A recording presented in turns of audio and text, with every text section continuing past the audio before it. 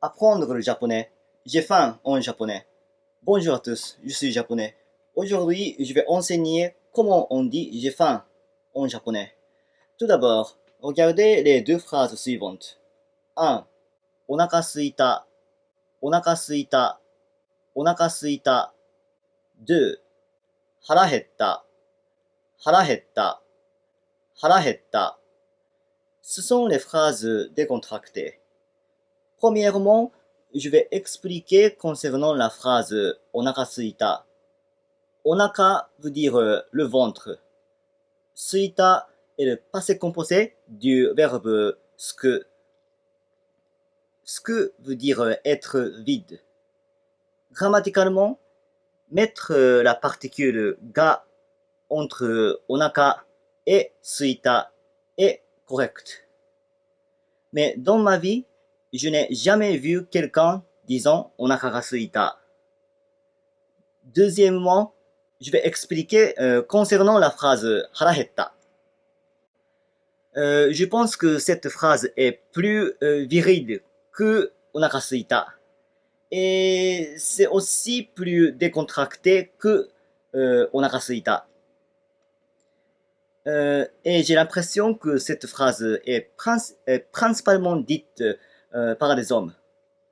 Comme onaka, hara veut dire le ventre.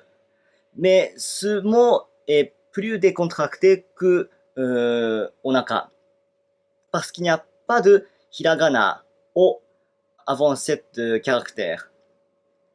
Hetta est le passé composé du verbe heru. Heru veut dire comme diminuer.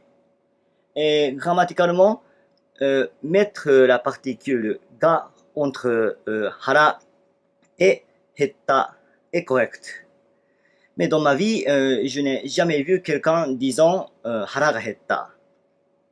Jusqu'ici, j'ai expliqué concernant deux phrases décontractées. Et maintenant, je voudrais expliquer concernant la phrase en version de termes honorifiques. Regardez la phrase suivante. お腹すきました。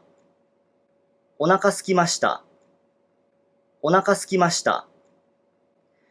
Comme les deux phrases que j'ai déjà expliquées, grammaticalement, mettre la particule ga entre onaka et skimashita est correct. Mais dans ma vie, je n'ai jamais vu quelqu'un disant onaka ga skimashita. Donc pour moi, onaka skimashita est plus naturel. Cependant, c'est difficile pour moi d'imaginer de dire onaka skimashita dans la vie quotidienne. Pour moi, quand on parle en termes honorifiques, le moment d'exprimer que j'ai faim et après avoir été demandé par quelqu'un si j'ai faim. Et ma réponse est comme une des deux phrases suivantes. 1. Ah, hai, qui veut dire comme ah oui. 2. Ah, hai, tsukimashita, qui veut dire comme ah oui, ça a été vide. Mais je pense que cette traduction en français que j'ai écrit ne serait pas une expression naturelle. Donc, je voudrais expliquer concernant skimashita.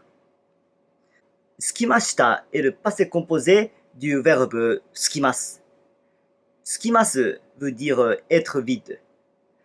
Ok, c'est tout pour aujourd'hui. Je pense que ce serait mieux de s'abonner à cette chaîne pour que vous ne manquiez pas des vidéos suivantes. Et je suis très heureux de recevoir des commentaires honnêtes. Merci et à la prochaine fois.